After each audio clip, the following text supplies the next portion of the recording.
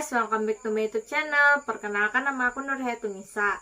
Jadi kali ini kita akan membahas tentang sejarah sastra periode 1953 sampai 1961. Kita masuk di poin yang pertama, yaitu krisis sastra Indonesia. Pada masa itu Indonesia mengalami perubahan akibat peristiwa penjajahan menjadi kemerdekaan. Peristiwa proklamasi kemerdekaan membawa situasi baru bagi para sastrawan. Kebebasan dalam berkarya dapat dirasakan oleh sastrawan. Demikian, para sastrawan demi mengisi perubahan-perubahan ini. Mereka gempar membuat berbagai macam karya sastra. Periode 1953 sampai 1961, sastra Indonesia mencoba mencari jati diri dan menonjolkan penilaian kembali terhadap warisan leluhur. Namun, pada masa ini terjadi pergolongan ideologi dan pencarian konsep-konsep sastra. Berbagai gejala yang mendatangkan pengelolaan itu antara lain terbitnya surat kepercayaan gelanggang pada tahun 1949. Munculnya organisasi kebudayaan bentuknya partai seperti Lekra, Lesbumi, LKN di tahun 1960. Perkembangan dan pergaulan sastra selama kurun 1950 sampai 1961 hilang dari dunia pelajaran di sekolah maupun di kurikulum universitas. Periode ini berkembang sastra dan budaya aliran komunisme dan aliran radikal kiri hilang sama sekali. Sastranya tidak tampak karena tidak diterbitkan, tidak dijual, dan tidak dibaca. Situs Situmorang dan Pramudia Anantatur, misalnya, karyanya menghilang selama Orde Baru, dan banyak lagi pengarang yang karyanya tidak boleh diterbitkan pada masa ini. Periode tahun 1953 sampai 1961, sastra Indonesia dianggap mengalami krisis. Diduga karena karya sastra yang terbit pada masa ini hanya berupa sajak, cerpen, dan karang-karangan yang tidak begitu panjang untuk dimuat di dalam suatu majalah.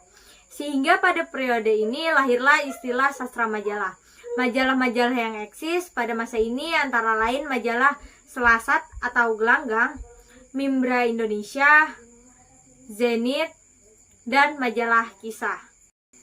Selanjutnya kita masuk di poin yang kedua, yaitu sastra majalah. Pada tahun 1953, Balai Pustaka mendudukan kedudukannya tidak menentu. Penerbit ini kerap mengalami perubahan status, penempatan pimpinan, dan bukan ahli serta anggaran yang tidak mencukupi. Penyebab kemacetan produksi. Oleh karena itu, aktivitas sastra, terutama yang dalam majalah-majalah seperti Gelanggang atau Siasat, Mimbar Indonesia dan Zenit, dan Pujangga Baru, karangan-karangan yang dapat dimuat pun akhirnya hanya dalam bentuk sajak, cerpen, dan karangan-karangan lainnya yang tidak begitu panjang sesuai kebutuhan majalah tersebut. Para pengarang pun lebih produktif berkarya di sektor tersebut. Keadaan seperti ini menyebabkan munculnya istilah sastra majalah yang pertama kali dipopulerkan oleh Nugroho Nutosusasto dalam tulisannya Situasi 1954 yang dimuat di majalah yang dipimpinnya, Kompas. Para pengarang setelah angkatan 45 menghadapi kenyataan-kenyataan yang tidak menguntungkan kehadirannya. Meskipun mendapat tempat di halaman majalah, ruang kreativitas mereka tetap terbatas, terutama untuk mencari identifikasi diri dan kawan-kawannya. Hal ini disebabkan oleh redaksi majalah-majalah pada saat itu dipimpin oleh para pengarang pada angkatan 45. Majalah Kisah yang eksis pada tahun 1953 hingga 1956 memiliki peranan cukup besar karena banyak pengarang yang muncul dalam periode ini mengumumkan tulisan-tulisannya yang berawal dari majalah tersebut. Selain itu, terdapat majalah Mahasiswa Kompas yang setelah dipimpin oleh Nutosasto sangat banyak memberikan perhatian kepada persoalan-persoalan dan karya-karya sastra. Kemudian ada majalah prosa yang dipimpin oleh Adjie Prosidi. Ruangan Kebudayaan Genta dalam majalah Merdeka Asuhan S.M. Ardan, majalah Seni, majalah Konfrontasi, majalah Tritija, dan majalah Budaya. Serta beberapa majalah yang sudah lama seperti Mimbar Indonesia, Gelanggang atau Siasat, dan Indonesia. Selanjutnya kita masuk di poin yang ketiga, yaitu beberapa pengarang. Yang pertama ada Nugroho Noto Susanto. Lahir di Rembang pada tanggal 15 Juni 1931. Ia pernah menjabat sebagai Menteri Pendidikan pada tahun 1983 sampai 1985. Dikenal sebagai sejarawan dan sastrawan.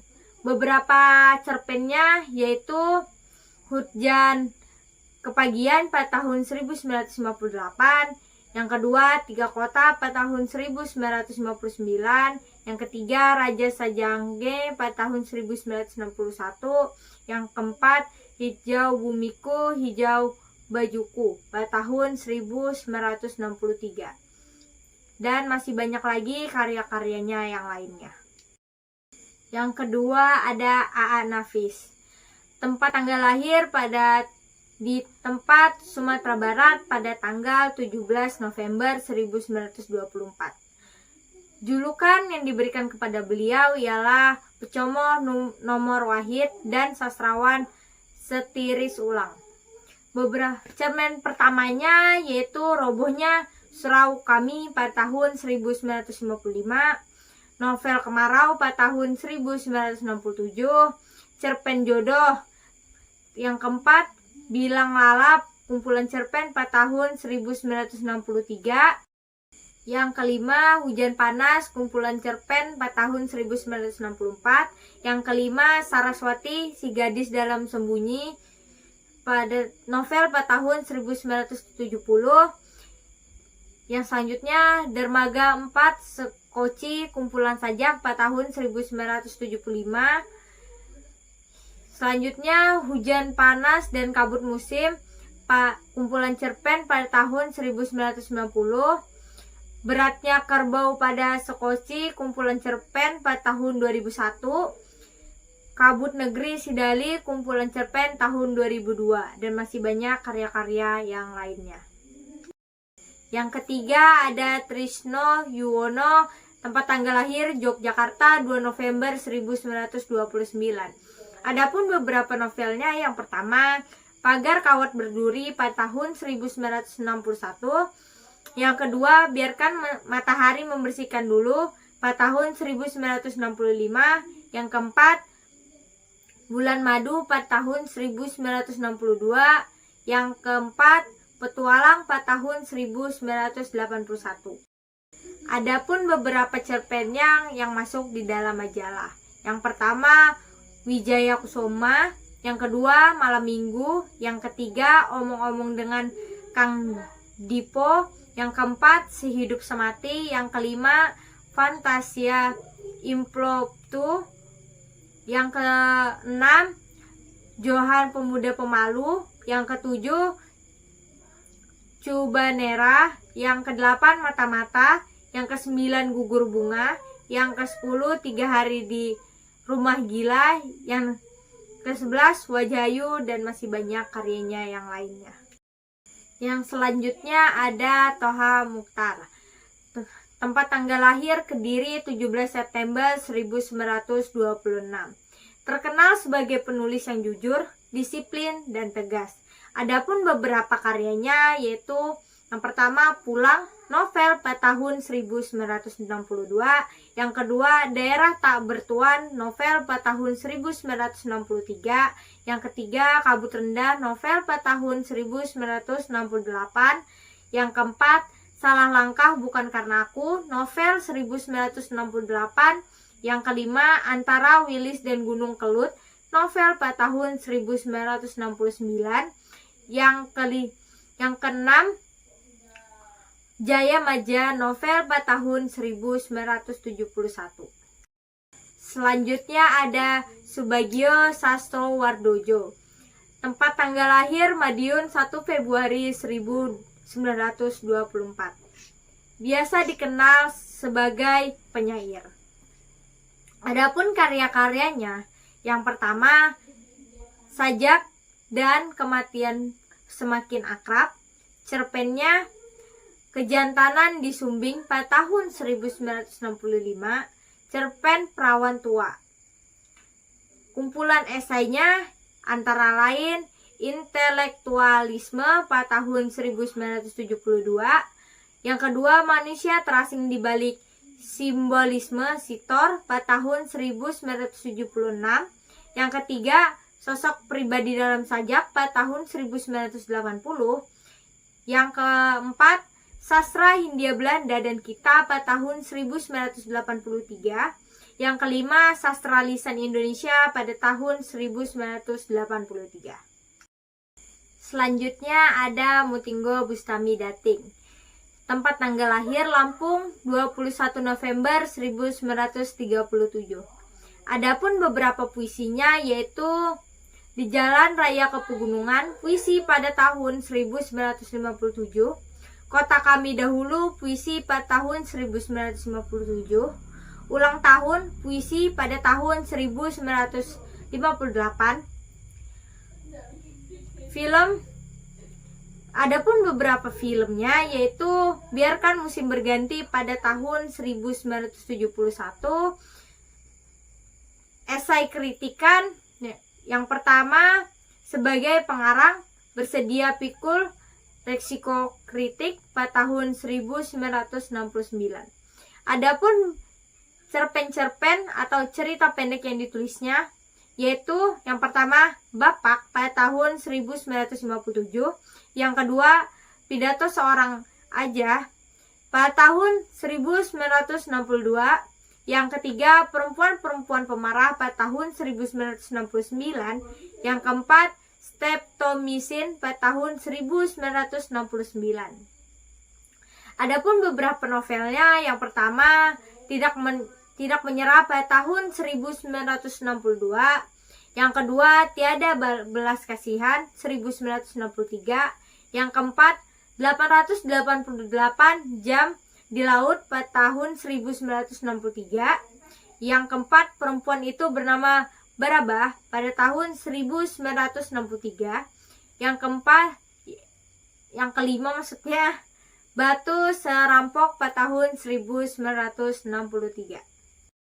Kita masuk di poin yang selanjutnya yaitu beberapa pengarang lain. Yang pertama ada Riono Pratikto, lahir di Tegal pada tanggal 27 Agustus 1932. Cerpennya berciri cerita-cerita seram. Salah satu karyanya berjudul Api. Yang kedua SM Ardan, lahir di Medan 23 Februari 1932. Salah satu karya dramanya berjudul Nyai Dasima pada tahun 1965. Yang ketiga ada Soekarto SA, lahir di Tegal 30 Desember 1930. Karya cerpennya dimuat dalam Bulan Merah pada tahun 1958. Yang selanjutnya ada Alex Leo Zulkarnain, lahir di Lahat pada tanggal 19 Agustus 1934. Karya cerpennya dimuat dalam Bulan Merah pada tahun 1958. Yang selanjutnya ada Bokor Hatusahud, lahir di Balige 2 Juli 1934. Cerpennya dibukukan dalam Datang Malam pada tahun 1960. Dua roman karyanya Penakluk Ujung Dunia pada tahun 1964 dan Tanah Kesayangan 1965. Selanjutnya kita masuk di poin beberapa para penyair. Yang pertama ada Toto Darjo Batiar, lahir di Cirebon pada tanggal 12 Oktober 1929. Seseorang penyair dasawarsa di tahun 1950-an. Pertama kali dikenal dengan sajaknya Ibu Kota Senja. Adapun beberapa karyanya yaitu Suara, kumpulan sajak pada tahun 1950 sampai 1955. Yang kedua, Etsa, kumpulan sajak pada tahun 1958. Yang ketiga, Datang dari Masa Depan 37, penyair Indonesia pada tahun 2000. Adapun beberapa terjemahannya yaitu Pelacur, drama Jean Paul Sartre pada tahun 1954. Yang kedua, Bayangan Memudar pada tahun 1975. Yang ketiga, Pertemuan Penghabisan pada tahun 1976. Selanjutnya ada W.S. Rendra. Lahir di Jawa Tengah pada tanggal 7 November 1935. Penyair dan dramawan terkemuka di Indonesia sejak tahun 1950-an. Rendra mendapat julukan sebagai si burung merak. Adapun beberapa karyanya yaitu Balada Orang-orang Tercinta pada tahun 1957. Yang kedua, Kumpulan Sajak pada tahun 1961, Blues and Bonnie pada tahun 1971, Sajak-sajak Sepatu Tua pada tahun 1972, Potret Pembangunan dalam Puisi pada tahun 1983, Nyanyian Orang Urakan pada tahun 1985, Disebabkan oleh Angin pada tahun 1993. Selanjutnya, Orang-orang Rangkasi Batung pada tahun 1993. Adapun naskah drama karyanya, yang pertama, Orang-orang di Tikungan Jalan pada tahun 1954. Yang kedua, Selamatan Anak Cucu Sulaiman pada tahun 1967. Yang ketiga, Mastodon dan Burung Kendor pada tahun 1972.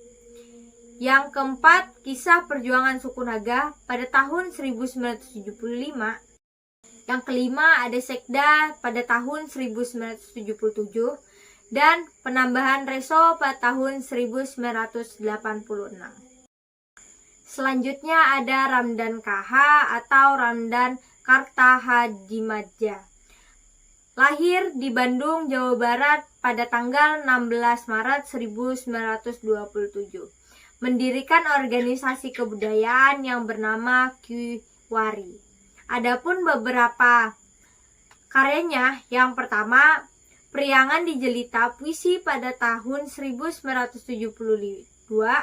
Adapun beberapa novelnya, yang pertama, Rayan Revolusi pada tahun 1972, Kumulut Hidup pada tahun 1977, Keluarga Permana pada tahun 1978. Yang keempat, Ladang Perminus pada tahun 1990. Adapun beberapa terjemahannya, yang pertama, Rumah Bernada Alba, drama pada tahun 1957. Yang kedua, Irma, drama pada tahun 1959. Adapun biografi yang ditulisnya, yang pertama, Kuantar ke Gerbang, Kisah Cinta Ibu Inggit dengan Bung Karno pada tahun 1981. Yang kedua, Gelombang Hidupku, Dewi Ja dan Dardela pada tahun 1982. Yang ketiga ada A.E. Kaliularang, Untuk Sang Merah Putih pada tahun 1988. Yang keempat, Soeharto, Pikiran, Ucapan, dan Tindakan Saya, ditulis bersama G. Dwi Padjayana pada tahun 1988. Selanjutnya ada Kirdamujo, lahir di Yogyakarta 1 Januari 1930. Pada tahun 1994, ia mendirikan teater Indonesia bernama Kusno Sadwarwadi, lebih diingat sebagai pengarang drama. Adapun beberapa naskah dramanya yaitu yang pertama, Nona Maryam, Yang kedua, Bui, 1 babak. Yang ketiga, Beliau Amat Kesunyian, komedi 2 babak. Yang keempat, 7 Orang Tahanan, komedi 2 babak. Yang kelima, Penggali Kubur, 1 babak. Yang keenam, Laki-laki Jaga Malam, 1 babak. Yang ketujuh, Senja dan 2 Kelelawar, 2 babak. Yang ketiga, Jauh di Rantau, 2 babak. Selanjutnya, Bulan Pagi, 1 babak. Yang selanjutnya, Maria, 1 babak. Derai Tejamara, 2 babak. Keluarga Wijasati, 2 babak. Tanah Gersang, 1 babak. Anak Haram, 1 babak. Jesse, 2 babak. Sebab Yang Dibawa Mati, 1 babak. Inah dan Manusia Sekitarnya, 1 babak. Lahirnya Kejahatan, 3 babak. Matahari Juni, 3 babak. Yang terakhir, Dusta Jang Manis, 2 babak. Selanjutnya ada Nur Alamsyah atau Nasjah Dijamin. Lahir di Sumatera Utara 24 September 1924. Ia dikenal sebagai pengarang, pelukis, penulis, naskah drama, dan ilustrator buku Indonesia. Adapun beberapa karyanya, yang pertama, Sekemulit Nyanyian Sunda, drama. Yang kedua, Hilanglah Si Anak Hilang, novel pada tahun 1936. Yang ketiga, Di Bawah Kaki Pak Dirman, kumpulan cerpen pada tahun 1967. Yang selanjutnya ada Haji Misbah Yusa Biran, lahir di Banten pada tanggal 11 September 1933. Ia dikenal sebagai sutradara film, penulis skenario film, drama, cerpen, kolumnis, sastrawan, serta pelopor dokumentasi film Indonesia. Adapun beberapa karyanya, yang pertama Bung Besar, drama pada tahun 1958. Yang kedua, Setengah Jam Menjelang Maut, drama pada tahun 1968. Yang ketiga, Menyusuri Jejak Berdarah, novel pada tahun 1969. Yang keempat, Keajaiban di Pasar Senin, kumpulan cerpen 1971. Yang kelima, Oh Film, kumpulan cerpen pada tahun 1973. Kita masuk di poin yang selanjutnya, yaitu para pengarang wanita. Yang pertama ada Nur Hayati Sri Hardini Siti Nukatin. Lahir di Semarang, Jawa Tengah, 29 Februari 1936. N. Hadini adalah sastrawan, novelis, dan pesimis kebangsaan Indonesia. Adapun beberapa novelnya, yang pertama Hati yang Damai pada tahun 1961, Pada Sebuah Kapal 1973, Labarka 1975, Namaku Hiroko pada tahun 1977, Orang-orang Trans 1985, Pertemuan Dua Hati pada tahun 1986.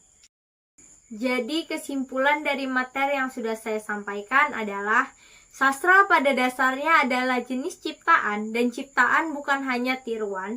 Sebagai wujud dari hasil ciptaan, karya sastra pada hakikatnya merupakan media yang menggunakan bahasa untuk mengungkapkan kehidupan manusia.